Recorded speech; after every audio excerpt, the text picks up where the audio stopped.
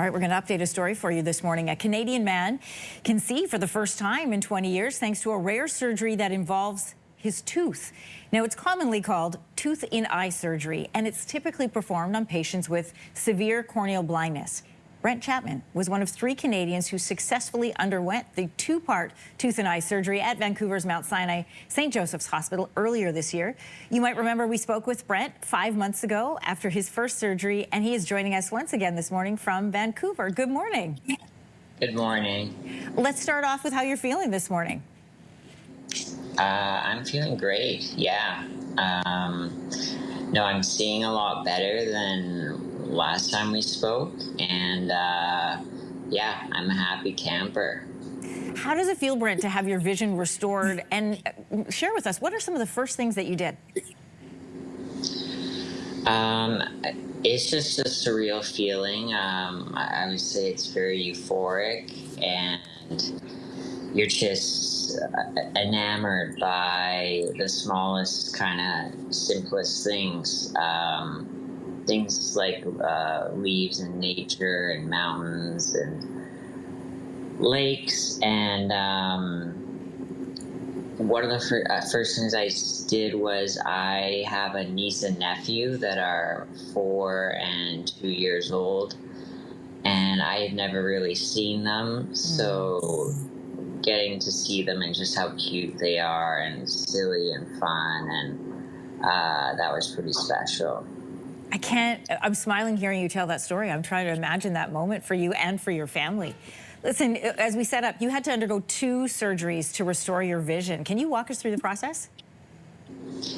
Yeah, the first surgery, they removed the tooth and implanted it into my cheek. And then they took oral mucosal tissue, so tissue from the lining of my mouth, and they kind of covered my whole eye with it. And then the second surgery, they implanted the eye, which had the lens in it. Or sorry, implanted the tooth into the eye, which had the lens in it, and kind of sealed and packed everything down, and removed some unhealthy parts of the eye.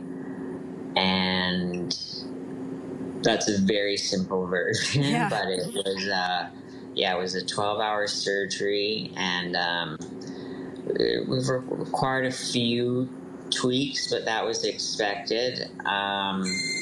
And yeah, here we are. I'm seeing better than I have in 20 years.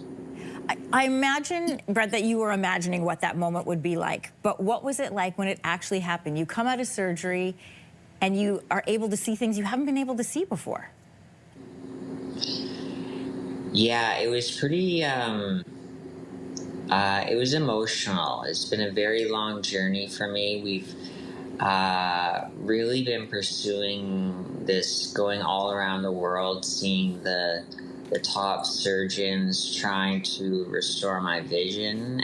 And there was a moment with Dr. Maloney, who did the surgery, where we made eye contact, and we both just, to be honest, started crying, became quite emotional. And it's a powerful feeling, that human connection, and I really haven't made eye contact with anyone in 20 years. So yeah, we had our little dramatic moment, as we call it. You've described it so well. I mean, it gives me tingles in the back of my head just imagining what you said about never being able to make eye contact with anyone and being able to do so with the first time, and with your doctor who provided you that.